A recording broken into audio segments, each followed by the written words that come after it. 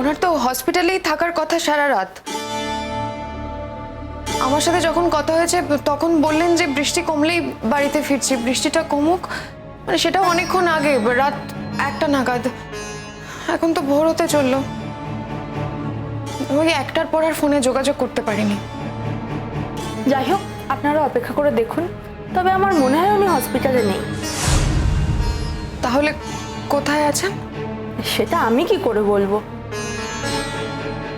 বলতেই যখন পারবেন না তখন এই কথাগুলো আপনার বলা উচিত নয়। আপনি তো কিছুই জানেন না। দেখুন, হসপিটালে থাকলে তো ভিজিটার্স রুমেই থাকতো, আর এখানে তো এদিক ওদিক ঘুরে বেড়ানোর নিয়ম নেই। আর হ্যাঁ, এক হয় যদি উনি খেতে যান, তবে কতক্ষণ ধরেই বা খাবেন? যাই হোক, আমাদের সুবল তো গেছে, এক্ষুনি আপনাদের জানিয়ে দিতে পারবো উনি আদৌ ভিজিটার্স রুমে আছেন কিনা। কি হলো পেলে? ম্যাডাম, ভিজিটার্স রুমে নেই আর বাইকও নেই।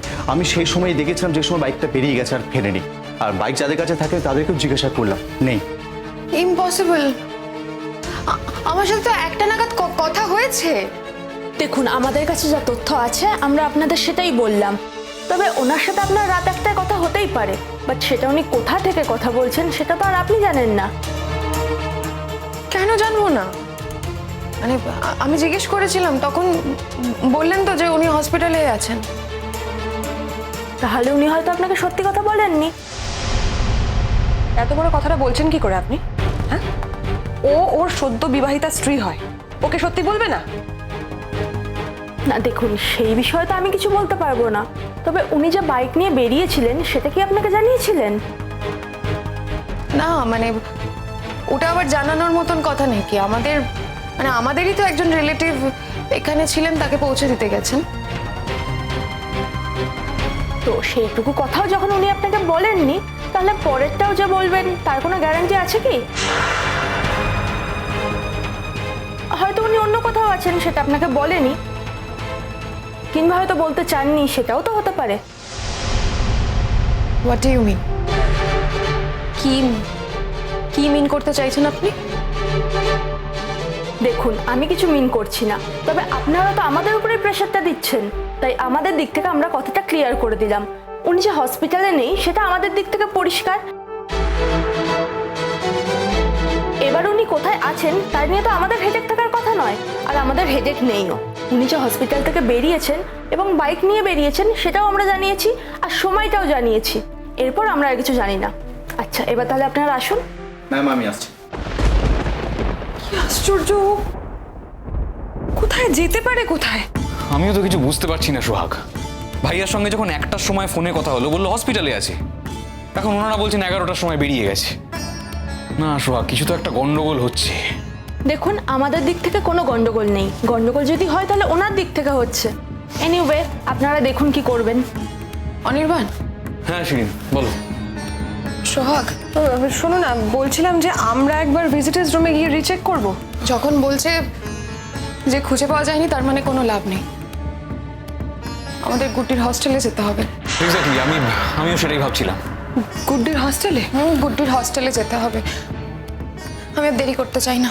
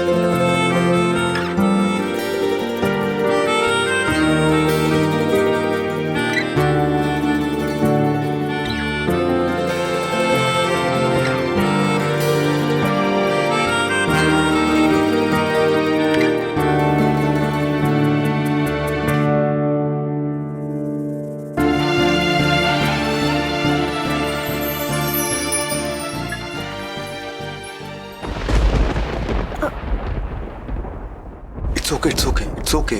কিছু হয়নি, কি হলো? কিচ্ছু হয়নি, কিচ্ছু হয়নি।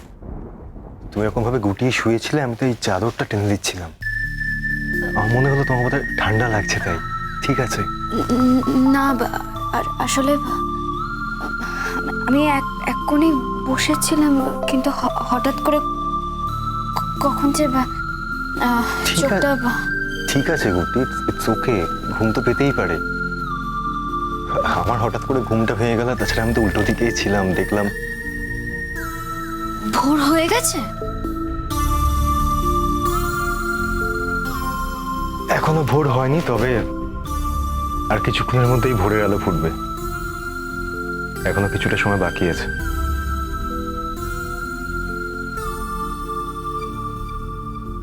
বৃষ্টিটাও এখন আর নেই। আপনি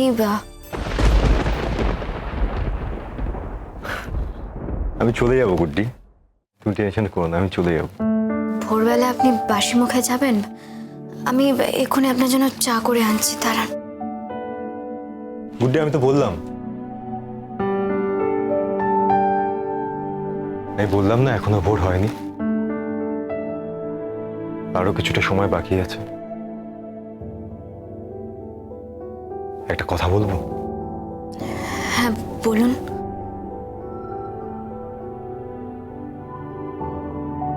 এই রাতটা আমার সঙ্গে সারা জীবন থেকে যাবে। মানে? দেখো, এর উত্তরে তুমি অনেক কিছু বলতে পারো। অনেক রাত আমি নিজে নষ্ট করেছি। আমি জানি এই রাতটা আমার জীবনের কোনো দিন ফিরে আসবে না। এই রাতটা আমার কাছে আমার জীবনের সেরা সম্পদ হয়ে থেকে যাবে চিরকাল। এই রাতটার কথা আমি কখনো ভুলবো না গুড্ডি। তুমি আর একটু ঘুমিয়ে নাও গুড্ডি, আমি এখান থেকে বেরোনোর আগে তোমাকে ডেকে দিয়ে যাব।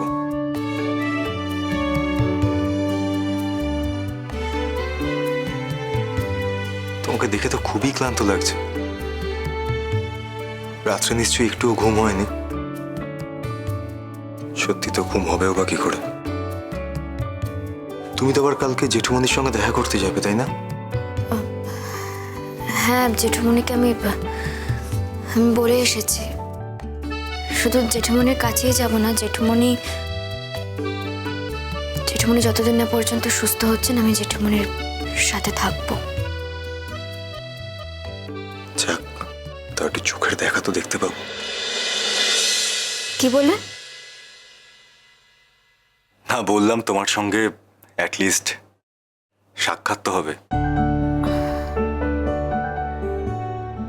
আমার সঙ্গে দেখা সাক্ষাৎ করার এতই তাড়না নাকি আপনার? জানা ছিল না তো। গুড্ডি, দেখো, শেষ রাতে যখন প্রকৃতি খুব নরম থাকে, মানুষও তখন খুব নরম থাকে। এই সময় মুনি ঋষিরা ধ্যানে বসেন। এটা সেই সময় যখন খুব ঠান্ডা মিষ্টি একটা হাওয়া দেয়, যখন কুড়ি থেকে ফুল ফোটে, যখন মানুষ স্বপ্ন দেখে, যখন আকাশের রং নীল থেকে গোলাপি আভায় বদলে যায়। এটা ঠিক সেই সময়। এই সময় ভালোবাসার মানুষজন একে অপরকে আঁকড়ে ধরে ঘুমোয়। এই সময় কোনো কঠিন কথা বলতে নেই গুড্ডি, কোন রকম বিদ্রুপ করতে নেই। এই সময় বোধহয় সেটা মানায় না। আমি কোনো বিদ্রুপ করিনি। হ্যাঁ, বিদ্রুপ করনি ঠিকই, তবে কঠিন কথা তো বলেছ। কিন্তু জানো, এটা একটা কঠিন কথা। এই কথার কোনো উত্তর নেই আমার কাছে। তুমি তো খুব ভালো করে জানো গুড্ডি, আমি